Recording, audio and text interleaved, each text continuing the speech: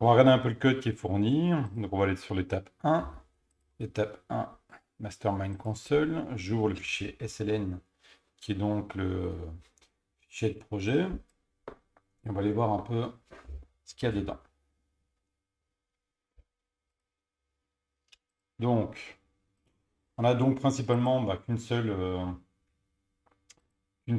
fichier avec un seul main dedans où tout s'y passe. Si je fais play,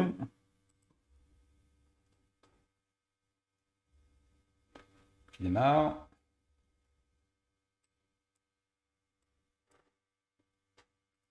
normalement il devrait m'afficher Mastermind. Voilà. Si j'écris maintenant 111, donc je peux écrire quelque chose. Si j'écris n'importe quoi, il me demande d'entrer 4 chiffres compris, donc collés entre 0 et 7. Donc par exemple, je vais mettre 0, 0, 0.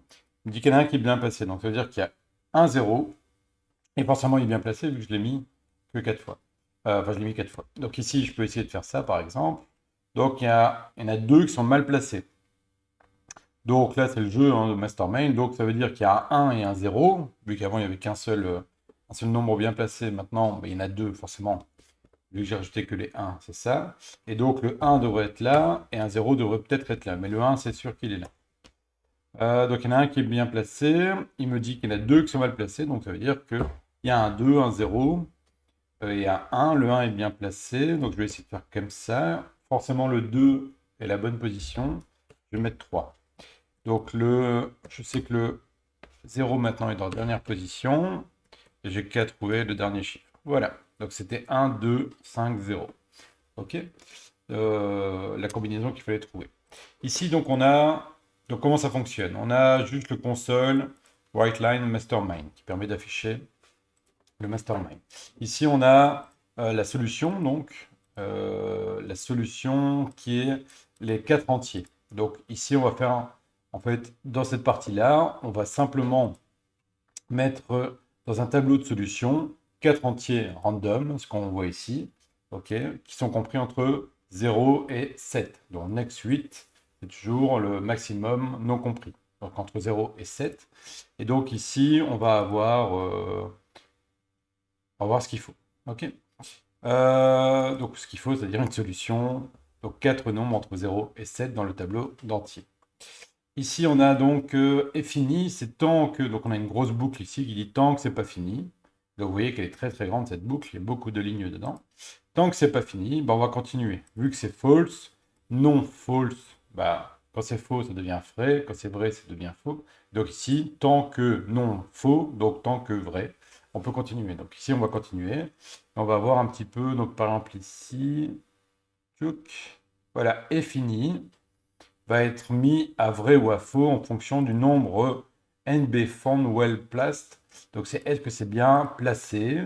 Donc le nombre de couleurs trouvées bien placées. C'est ça que ça veut dire. S'il y en a 4, ça veut dire que c'est terminé. Ok. Si c'est pas égal à 4, ceci va renvoyer faux. Et donc ça va être mis là-dedans. Ok. Donc on va voir un peu comment on fait pour trouver. Donc la première chose, donc on voit que c'est played ici. Donc played, c'est la variable qui va contenir les valeurs que la personne va jouer. Ok. Donc ici, donc l'utilisateur va jouer. Ici, il y a bool error qui simplement on va demander de rentrer des chiffres et tant que c'est pas des bons chiffres, il y aura une erreur. Pardon, il y aura une erreur. Et donc on va recommencer. Donc là, il y a bien un do while, il faut le faire une fois. Et tant qu'on a une erreur, on recommence en disant que error est égal à false, que colors égale readline, donc en fait je lis un string pour les couleurs, donc là je peux mettre n'importe quoi. Si jamais j'ai la couleur.length qui est différent de 4, j'ai un problème. Ok. Donc ici j'ai un problème parce que je dois rentrer que 4 nombres. Donc il y a déjà error true. Ici j'ai une boucle qui va de 0 jusqu'à 4 et tant que non erreur. Donc si jamais je trouve une erreur, j'arrête la boucle.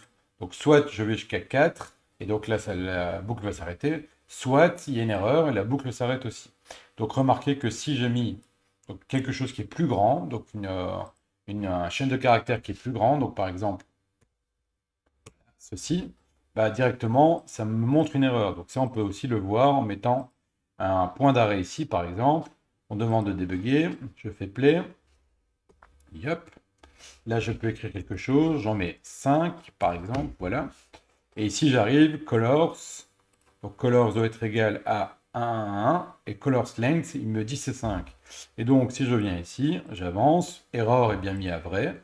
Et là, i est bien initialisé à 0. C'est ce qu'on voit. Pouf, si je viens ici, i est égal à 0. Par contre, cette condition-là est fausse. Et vu qu'elle est fausse, il passe directement après le false. OK? Donc, quand il y a une erreur, elle est bien... voilà, dès qu'il y a une erreur, ça quitte la boucle, pardon, et ça affiche un message qui est ici. Donc, si, error, console white line, merci d'entrer. Et là, il y a 4, 7 pour dire donc, 4 nombres collés entre 1 et 7. OK? Ici, qu'est-ce qu'on a? Dans la boucle, donc on doit vérifier qu'il y a bien 4 couleurs. Donc 4 couleurs, ici, des couleurs, vous avez compris que c'est des nombres entre 0 et 7.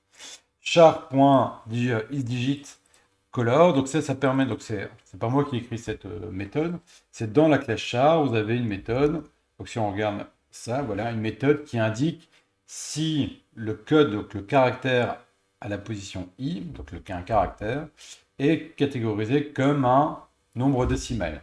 Moi, j'ai besoin d'avoir un nombre décimal ici qui est compris entre 0 et 7, mais j'ai besoin surtout d'un nombre décimal. Donc d'abord, donc ça peut être de 0 à 9. Et donc ça me permet de savoir si un caractère contient un nombre décimal. Donc c'est très pratique. Et comment je peux pour avoir le caractère numéro 0? Colors est un string, et sur un string, je peux demander le im caractère. Donc j'ai colors 0 par exemple, et ça va m'envoyer. Donc si on vient un peu ici, qu'on met quelque chose de correct, hop, je fais play. Par exemple, je fais 9999. Donc c'est correct pour ici, j'ai pas d'erreur, c'est bien 4. Je viens ici, est-ce que c'est un digit?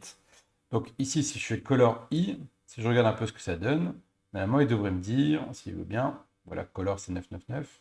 Il ne veut pas me le dire, alors je peux ajouter des choses. Attendez, j'essaie de voir. Je peux faire un add watch qui me permet en fait d'ajouter des items à dire. Donc par exemple, à évaluer. Donc color i, il me dit, en fait c'est 57, c'est le code, c'est le code Unicode si vous voulez, qui est derrière pour le caractère 9, et il me montre que c'est le caractère 9. Char isDigit, normalement il devrait me dire, oui c'est bon. Donc effectivement, il dit ça c'est bon, et donc je prends l'inverse, si ce n'est pas un nombre, alors il y a une erreur. Donc si j'ai rentré une lettre, il y a une erreur. Ici c'est un nombre, donc il peut passer dans le else. Dans le else, donc maintenant on vient ici, dans le else, qu'est-ce qu'on va avoir? Je vais faire, donc ça c'est un petit truc pour récupérer.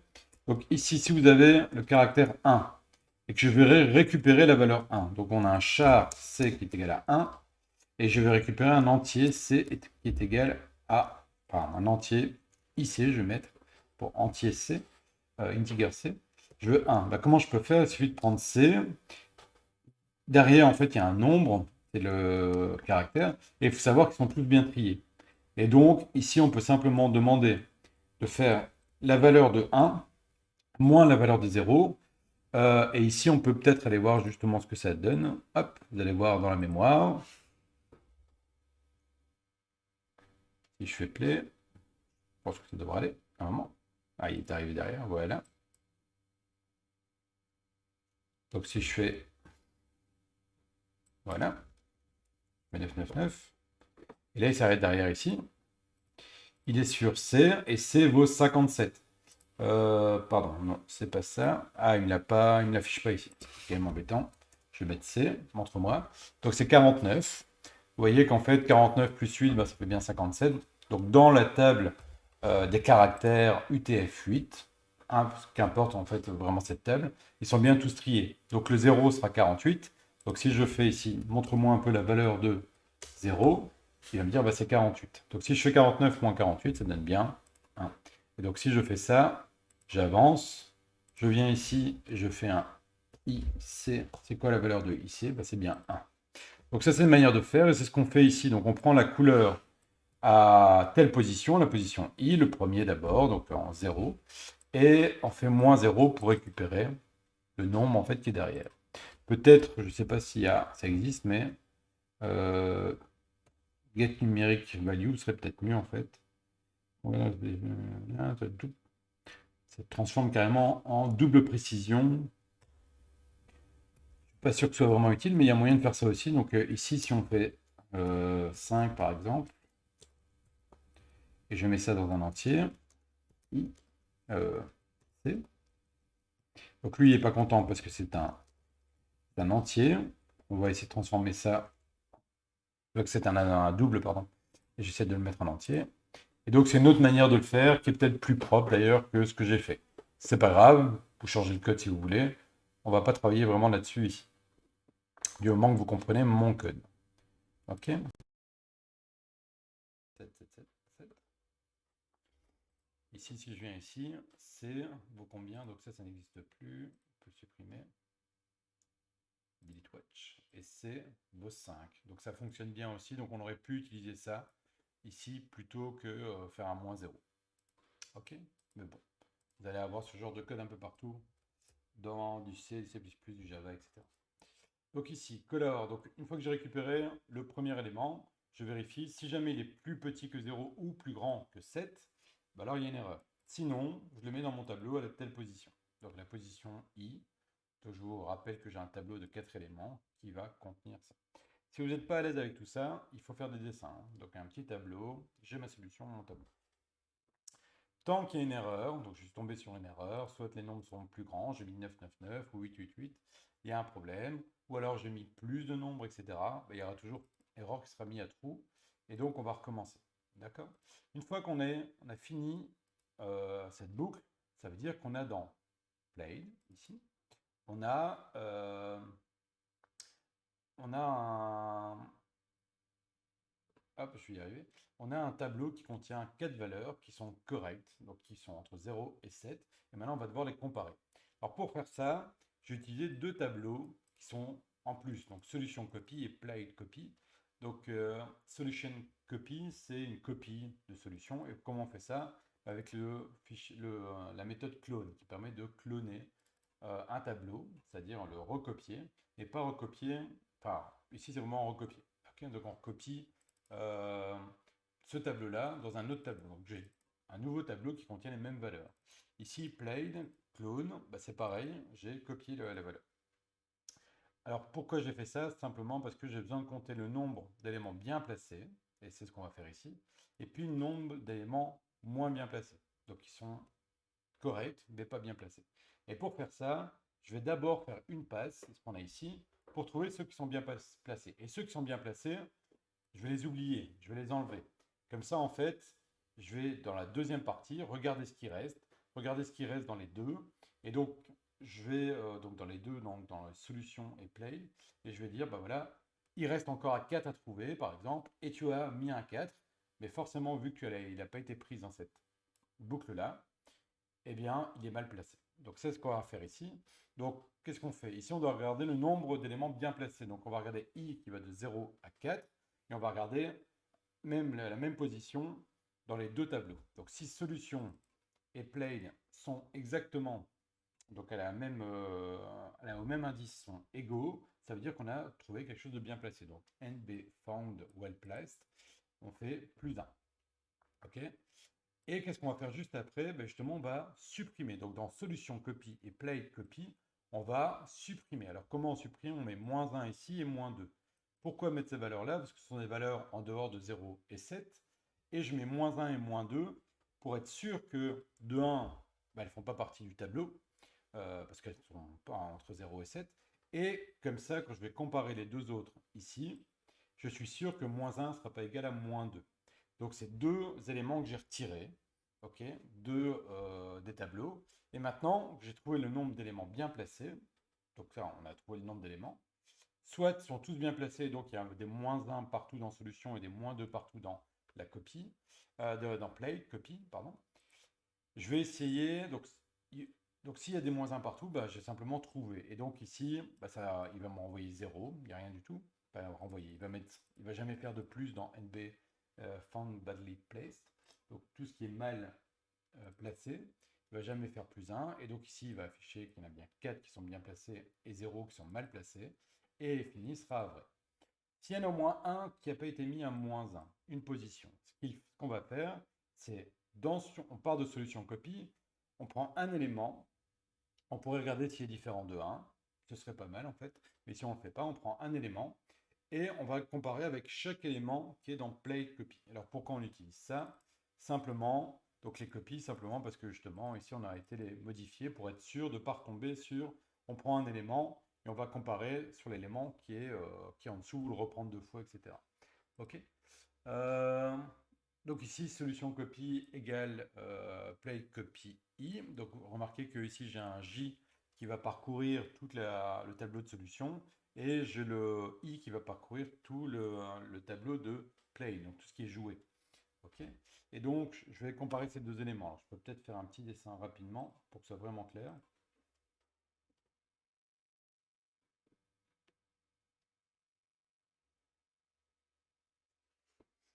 Donc on a, yep, je pas écrit comme ça c'est embêtant.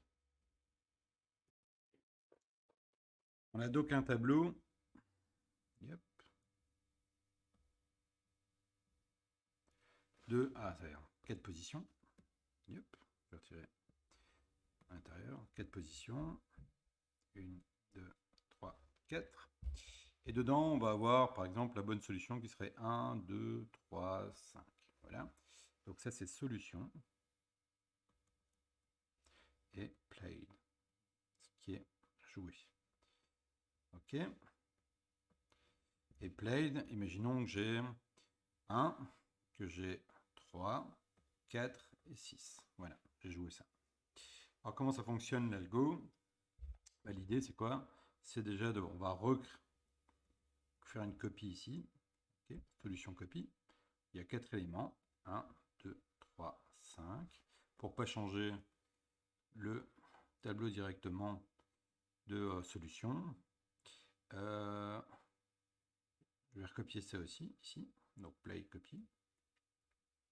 Et qu'est-ce que je vais faire? Je vais d'abord comparer les éléments. Donc ici, je vais comparer le 1 avec le 1. Je vais OK. Le nombre de bien placés. Donc lui, il a été bien placé. Donc je mets -1 ici. Et je mets -2 ici. J'ai OK, les bien placés. Ensuite ici, je prends le deuxième et le troisième. Ils ne sont pas bien placés. Pardon, le deuxième élément et le deuxième sur l'autre côté. Donc ils ne sont pas bien placés. Enfin, ils ne sont pas égaux. Ils ne sont pas égaux, ils ne sont pas égaux. Donc ça, c'est la première boucle. Et simplement, le nombre de bien placés est de 1 ici.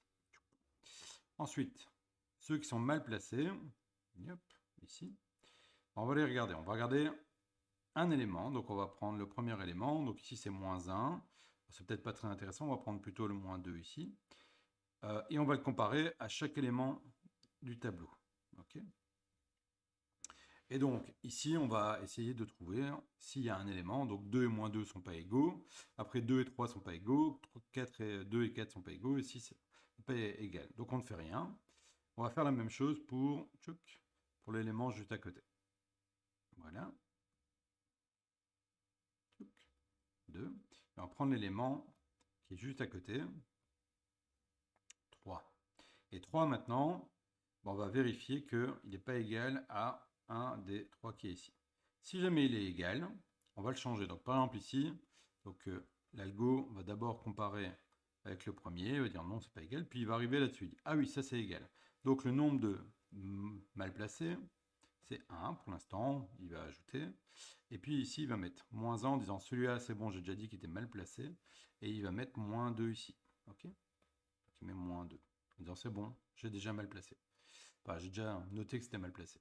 Et puis il va faire pareil avec 5, mais il ne va rien trouver. Donc il y en a bien un qui est mal placé et un qui est bien placé. Donc une fois qu'on sort de, de cette boucle, eh ben, on a le nombre de couleurs bien placées qui est dans cette variable-là, et le nombre de couleurs mal placées qui est dans cette variable-là. Et donc on les affiche, et on regarde si le nombre de couleurs bien placées est égal à 4. Si c'est le cas, donc ceci revient exactement au même. Donc si ça vous perturbe un peu, ceci est exactement le même que ceci. Hein. Et fini égale true, else est fini égale false. Donc ceci est exactement pareil que ceci. La grosse différence entre les deux, c'est que ça va plus vite. Donc ici, quand on a ce genre de choses, si ça c'est vrai, alors je mets vrai. Si ça c'est faux, alors je mets faux dedans. Il suffit de mettre la condition, le résultat de la condition, dans la variable directement. Ok, donc ceci est beaucoup plus clair, pas pour moi, que ceci. Ça va beaucoup plus rapidement en disant, est fini, c'est si c'est égal à 4, c'est vrai, si c'est égal à faux, c'est faux. Voilà, vous pouvez continuer le labo.